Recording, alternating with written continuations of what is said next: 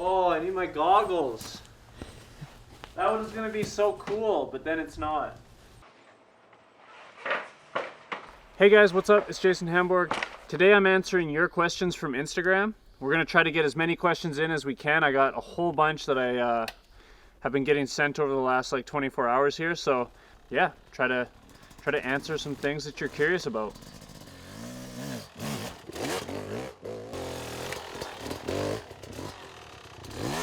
All right, so first question, do you have an aftermarket head on your 250, and if so, which one? I run an Apex head with an MX dome. Over the last couple years, I've played with the SX dome, the XC dome, and the MX one. Ultimately, I think the XC dome is really good to create like a linear power. The SX dome is like really explosive and provides like a ton of really sharp power. But that MX dome is what I use, and it kind of falls right in the middle between the two.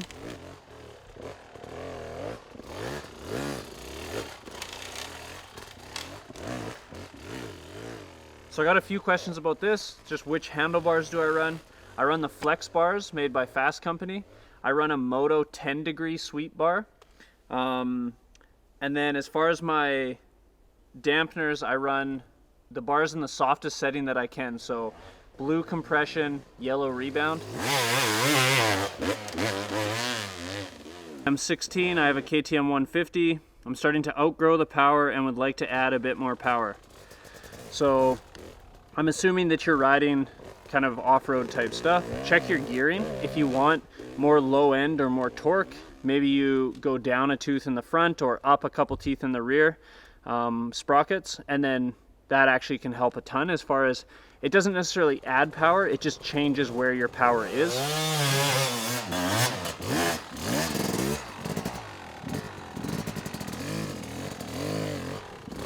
All right, this next question, what carb do you use? How often do you have to jet? So I actually just run the stock key-in carb.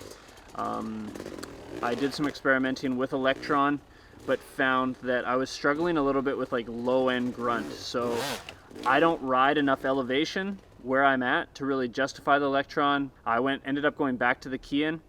I jet this many times a year pretty much. Where I live doesn't have a ton of elevation, so I'm not really needing to rejet depending on where I ride.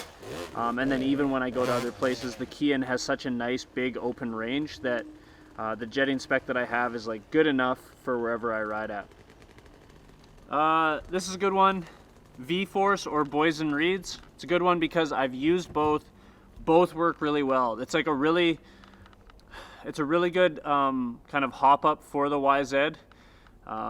It's one of those things where when you put a different set of reeds in, you do notice a difference. But yeah, honestly, the V-Force are great, the Boysen are great. I would say get the Boysen, and you can buy them from B-Rad's shop. All right, so this one, how do you go about building trails? Chances are this video comes out before the trail building video that I'm making. But yeah, keep your eyes peeled on my YouTube because I'm making a video all about trail cutting, the things to kind of think about and yada yada yada. Two very quick tips though before that video comes out, little sneak peek. One, go walk existing trail. It's amazing how different a trail looks and feels when you're walking it, aka when you're cutting it, as opposed to when you're on your bike behind your goggles and actually riding it. So walk existing trails to get a gauge of how far things should be apart, how big corners should be, that sort of thing. Number two recommendation, cut small sections of trail at a time, ride it and learn what you're doing well, what you're not doing well, because you don't want to put in a ton of effort and build like 5 kilometers of trail and realize it's shit. Build a couple hundred meters of trail, realize it's shit, and then adjust from there. So a couple little sneak peeks, but stay tuned on YouTube because I will have a trail cutting, trail building video coming out really soon.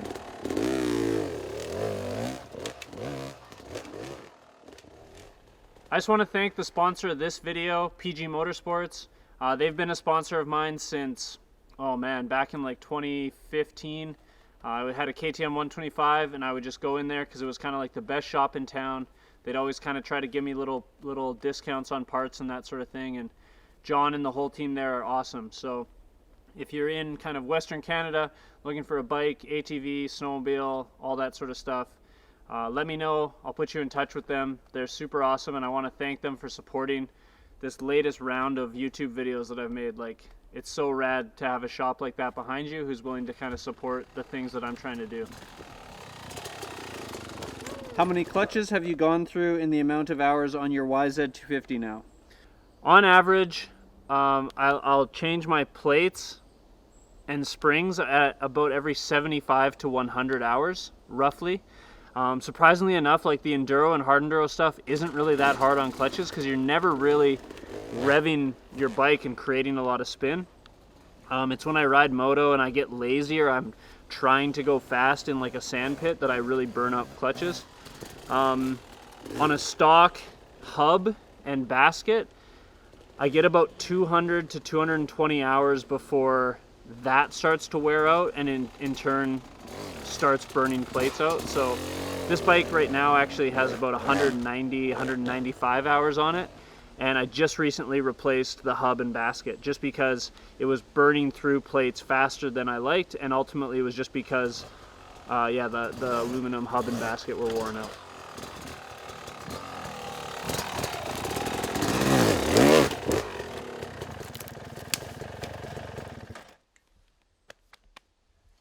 Not the part that I wanted to do. This is a good one. Favorite place away from home that you've ridden? Probably, if I was to just right off the cusp say, it would probably be Revelstoke in British Columbia. They just have a really great setup. It's like a really sick moto track when it's groomed, and then a bunch of really fun trails. I honestly just love riding kind of like anywhere that's different and puts me outside of my comfort zone, because if I'm outside of my comfort zone, it means that I'm getting better.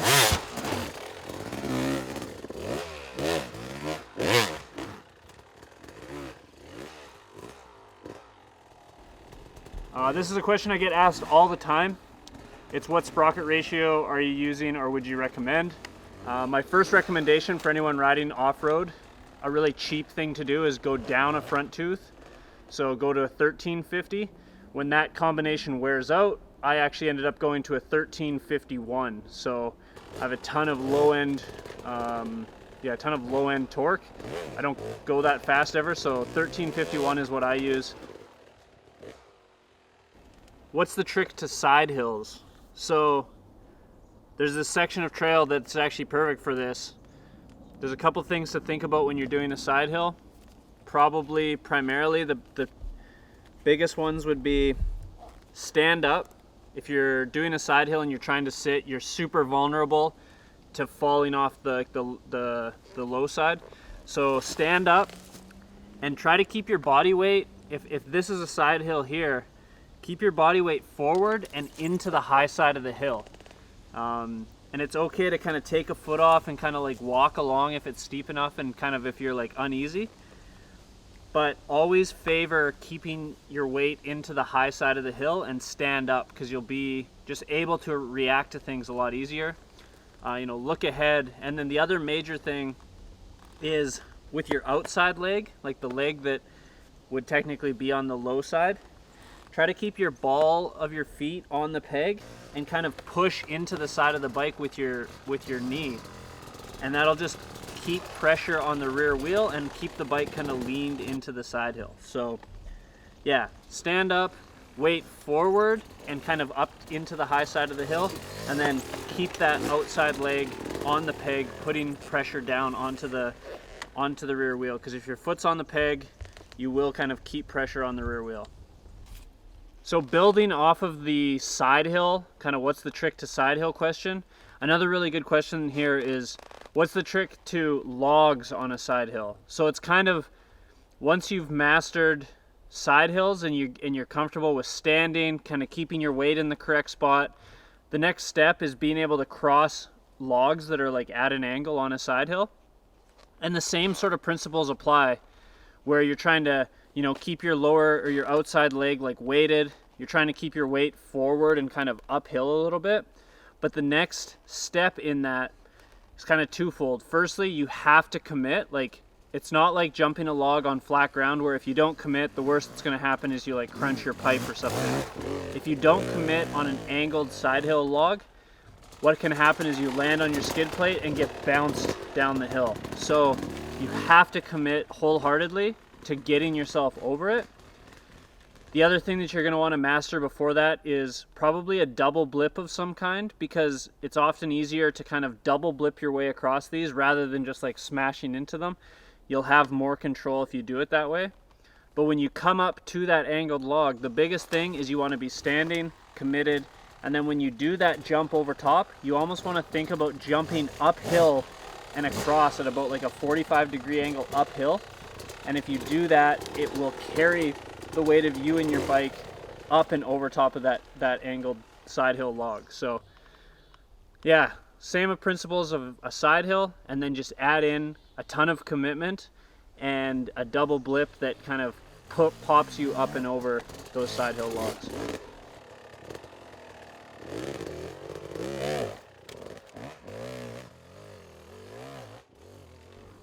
I really like this question. It says, do you have a section that you just can't clean? If so, how do you deal with demotivation? And as soon as I read that question, I knew exactly where I wanted to film this answer, because there's a section on my trail that I've probably cleaned like twice in 3 years of having this section. I think the most important thing to be conscious of is, I mean, it sounds so obvious, but like, learn from your mistakes, actually be able to like process or digest what's causing that mistake to happen, and then actively work on improving or changing those issues in order to kind of have a different result, right? If you keep just doing the same thing, you're going to keep getting the same result. So you need to really think about why something's not working, and then change different variables one at a time in order to overcome that obstacle that you're dealing with, right? So I don't necessarily ever get demotivated, just because I realize that whatever I'm working on to get better, maybe it's not going to happen right away, but as long as I'm consciously thinking about how to improve or how to fix issues that I'm having, I am making advancements, and eventually it'll pay off. It eventually will become easier to do. So try not to think about it as getting demotivated. Instead, just realize that the worst thing you can do is get bummed out, but keep trying it the exact same way. Try different things, and eventually something's going to stick. And over time, you learn to get better at knowing what things to try in order to have success over certain obstacles.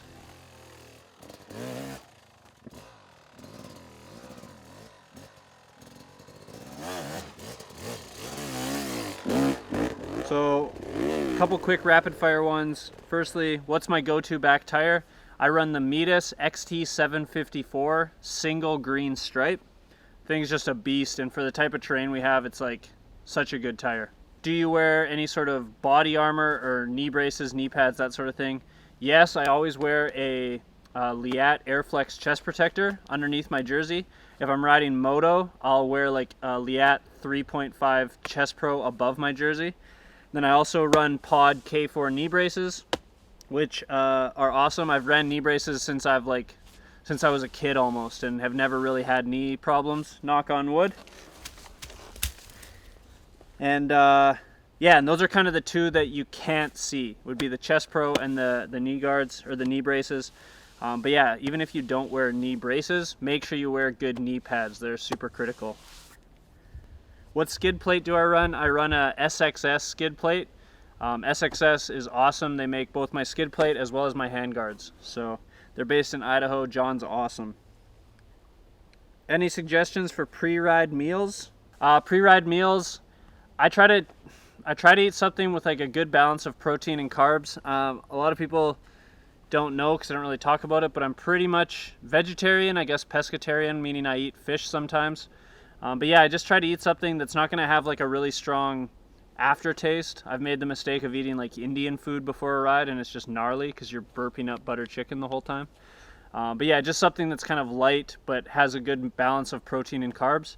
And then I try to keep myself replenished as we ride with just like fruit bars. There's a thing called an RX bar, which is just has a bunch of calories in it. But yeah, just try to make sure you have lots of calories and then lots of hydration in you before the ride, and then keep that maintained.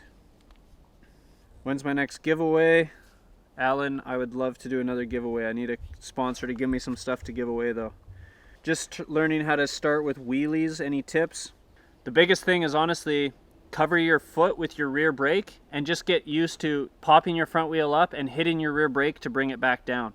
And slowly and surely work your way up. The other option is find something that's soft. If you can find some grass or nice like loamy dirt, don't try to learn it on like concrete because you'll have a sore butt, my dude. If I've ever ridden a 4-stroke in hard enduro, I actually haven't had a 4-stroke since I was like 18. I've literally ridden some people's bikes like to get them out of situations on group rides and stuff, but I've never actually ridden a 4-stroke in hard enduro. I know a couple people who have. They're obviously not as ideal, but if you're the type of person who rides all sorts of different stuff, a 4-stroke can totally work in the bush. And yeah, just is what it is. Whatever, the best bike is the bike that you have.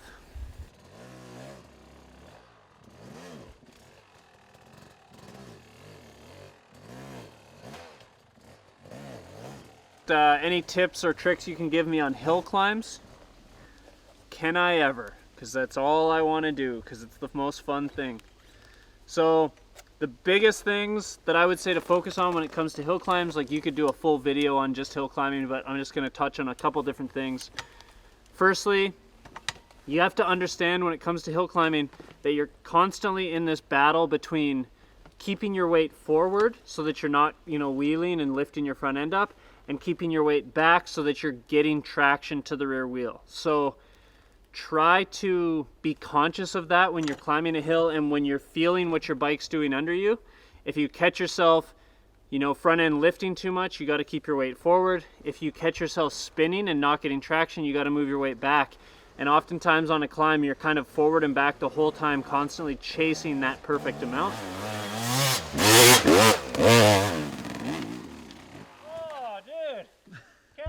See what I'm doing. The other thing to be working on when it comes to climbs is practice climbing feet up, standing on the pegs. Because firstly, if your feet are on the pegs, it means you're putting weight into the rear wheel. Also, when you're standing, you can just adjust a lot faster. You can, you're just in a more aggressive position. So if you get bucked or if you need to make a quick correction, standing will be safer. Or not safer necessarily, but just better for you. It's awkward to stand on hill climbs when you're first getting started, but practice on something mellower and just keep practicing, and eventually you'll kind of, out of second nature, just start standing on hill climbs.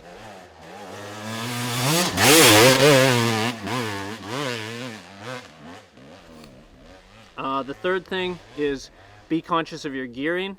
Sometimes if you're going to climb a hill slow and technical and can afford to, you can be like in first gear and keep the revs nice and low. Other times it's better to shift up and to try to kind of reduce rear wheel spin. So being in second or sometimes even third on a climb, if you have that luxury, can be really good. So just be conscious of your gear and experiment what gear you're in, because it definitely makes a huge difference on how your bike performs going up and down hills. Probably the last thing that I'll mention today is when it comes to holding yourself forward, one of the things that you could really focus on is squeeze the bike with your knees, because if you squeeze with your knees, you're not having to hang on as much. And then secondly, the front part of your peg is a really good place to try to hold yourself. So I'll clear this out of the way and you can kind of see this front piece here. Think of that as an actual usable surface for you. So instead of having your foot here, try to get your foot here on that front part of the peg, and that is a good way to kind of hold yourself and your whole body forward. And so if it's as the steepness kind of increases, hold yourself forward using that, squeezing with your legs and allowing yourself to kind of be looser on your arms. So there's some ideas, tips, tricks. Obviously message me if none of that was clear, because it probably wasn't. We're gonna rip up back to my house and answer a few more of your questions in my garage where the mosquitoes aren't totally destroying us.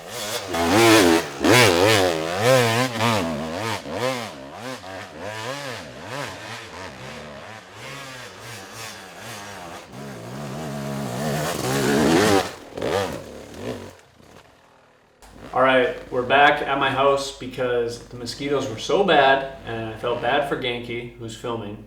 And so we're back here and I basically wanted to answer two of the main questions that I was getting from like a ton of people. The first one is why a YZ250X? Again, this could probably be like its own thing, so I'm going to try to answer it really fast, but essentially I started riding a Yamaha back in 2016. I was dealing with the Yamaha dealer at the time. I had a KTM 125 and I just liked how they treated me. I went in, they knew my name, they kind of learned the parts that I was always buying and they kept it in stock. They were just a good dealer to deal with. So then when it was time for a new bike, I got a YZ250, just a regular YZ250.